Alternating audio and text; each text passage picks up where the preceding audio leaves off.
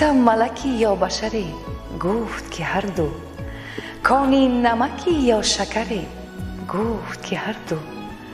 گفتم به ملامت گل ای سرو قباپوش، یا نیشکری یا گوهری؟